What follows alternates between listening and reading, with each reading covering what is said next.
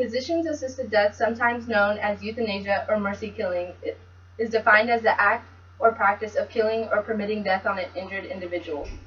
Doctors have a moral responsibility to always try their best to keep their patients alive and well as they possibly can. They are put in place to guide us and show us the right path to keep us healthy. Who else are we supposed to look for when we are in desperate need of help when it comes to our health?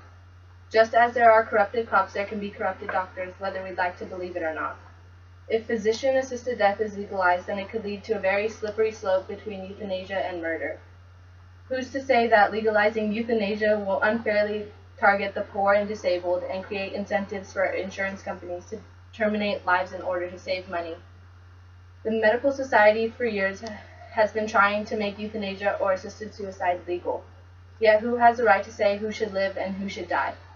If euthanasia is an option to a terminally ill patient, it causes the patient to lose hope. If this is allowed, patients would turn to suicide even if the pain is bearable. Doctors come up with new cures every day. When becoming a physician, it is required for them to take the Hippocratic Oath. I will neither give a deadly drug to anybody who asks for it, nor will I make a suggestion to this effect, which specifically states that physician-assisted death is completely out of the question. Injecting a poison into a patient to purposely kill them is exactly what the Hippocratic Oath is in place for, to make sure that never happens.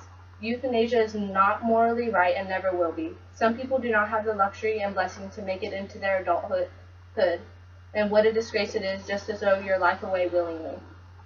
Physician-assisted suicide can be abused and be a cover-up for murder. Soon enough, the country will be targeting the poor and disabled because they are not healthy enough for our standards, and in their sense, there is no reason for them to live. Savings to governments could become a consideration. Drugs for assisted suicide cost about $35 to $45, making them far less expensive than providing medical care. This could fill the void from cutbacks for treatment and care with the treatment of death. Mercy killing could cause greedy family members to push their sick ones into early death so that they may inherit money and other valuables that belong to the patient. Also, physicians may falsely inform patients that euthanasia is the only way to go so that cost-cutting pressures from hospitals, insurers, and other institutions would force patients into early death that is completely unnecessary. People around the world, maybe even someone in your own home, may be a victim of this crime. If euthanasia is legalized, then people with curable diseases such as depression or just even old age will turn to euthanasia instead of taking the proper steps to be healed. According to the website Pros and Cons, studies show that people who took their lives with assisted suicide revealed that 1 in every 6 were suffering from depression, which causes the wrongful use of euthanasia. Normally, terminally ill patients are depressed and cannot function their thoughts properly. Somebody who is depressed cannot give consent with their death in an acceptable way. People do not realize how much pain they can endure when they are forced to go through it. Legalizing euthanasia is basically telling people it's okay to give up and just let go. Depression is a mental disorder, and somebody with a mental disorder does not have the right mindset to decide whether or not he or she should live.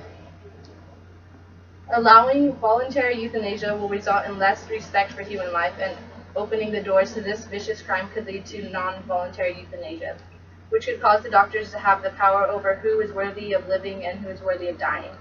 Someone else's life should never be in somebody else's hands. Not one person's life is worth taking the risk to legalize euthanasia. Who is to say whose life is more important than others?